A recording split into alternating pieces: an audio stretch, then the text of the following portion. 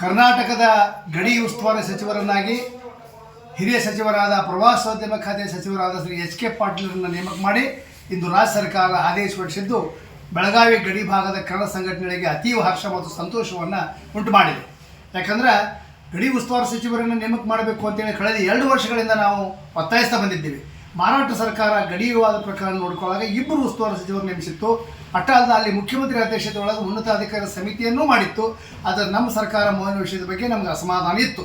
ಇವತ್ತು ಹಿರಿಯ ಸಚಿವರಾದ ಎಚ್.ಕೆ. ಪಾಟೀಲರನ್ನು ಅವರು ಗಡಿ ಮತ್ತು ಜಲವಿವಾದಗಳ ಪ್ರಕರಣವನ್ನು ನೋಡಲಿಕ್ಕೆ ಉಸ್ತುವಾರಿ ಸಚಿವರನ್ನಾಗಿ ಇವತ್ತು ನೇಮಕ ಮಾಡಿದ್ದನ್ನು ನಾವು ಮುಖ್ಯಮಂತ್ರಿ ಸಿದ್ದರಾಮಯ್ಯನವರನ್ನ ಹಾಗೂ ಎಚ್.ಕೆ. ಪಾಟೀಲರನ್ನ ಅಭಿನಯಿಸ್ತಾ ಇದ್ದೇವೆ. ಯಾಕಂದರೆ 2013 ಒಳಗೆ ಇದೇ ಸಿದ್ದರಾಮಯ್ಯನವರು ಮೊದಲ ಸರ್ಕಾರ ರಚನೆ ಮಾಡಿದಾಗ ಆವಾಗ ಸಹಿತ ನಾವು ಒತ್ತಾಯ ಮಾಡಿದಾಗ 2016 ಎಚ್.ಕೆ. ಪಾಟೀಲರು ಗಡಿ ಉಸ್ತುವಾರಿ ಸಚಿವರಾಗಿ ನೇಮಕಗೊಂಡಿದ್ದರು. 2018 ಅವರು ಭಾಳ ಒಳ್ಳೆಯ ಕೆಲಸ ಮಾಡಿದ್ದಾರೆ. ಯಾವಾಗ ಗಡಿ ಭಾಗದ ಸಮಸ್ಯೆ ಬರ್ತಾ ಬಂದು ನಮಗೆ ಚರ್ಚೆ ಮಾಡೋದು, ನಮಗೆ ಪರಿಹಾರ ಹೇಳೋದು ಎಲ್ಲ ಮಾಡ್ತಿದ್ರು.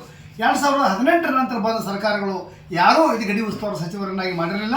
ಬೆಳಗಾವಿ ಜಿಲ್ಲಾ ಕನ್ನಡ ಸಂಘಟನೆ ಕ್ರಿಯಾ ಸಮಿತಿ ಹಾಗೂ ಇತರ ಸಂಘಟನೆಗಳು ಸತತವಾಗಿ ಒತ್ತಾಯ ಮಾಡ್ತಾ ಬಂದಾಗ ಇವತ್ತು ಮುಖ್ಯಮಂತ್ರಿಗಳು ಅವರು ನೇಮಕ ಮಾಡಿದ್ದು ನಮಗೆ ಅತಿ ಖುಷಿ ತಂದದ, ಸಂತೋಷ ತಂದದ. ಆದಷ್ಟು ಬೇಗ ಎಚ್.ಕೆ. ಪಾಟೀಲರು ಬೆಳಗಾವಿ ಗಡಿ ಭಾಗಕ್ಕೆ ಭೇಟಿ ಕೊಟ್ಟು ಇಲ್ಲಿಯ ಕನ್ನಡ ಪರ ಸಂಘಟನೆಗಳ ಜೊತೆ ಚರ್ಚೆ ಮಾಡಿ ಗಡಿವಾದ ಪ್ರಕರಣ, ಗಡಿ ಭಾಗದ ಸಮಸ್ಯೆಗಳ ಬಗ್ಗೆ ಪರಿಹಾರ ಸೂಚಿಸಬೇಕಂತ ಹೇಳಿ ಈ ಸಂದರ್ಭದಲ್ಲಿ ನಾನು ಒತ್ತಾಯ ಮಾಡ್ತಾ ಇದ್ದೇನೆ.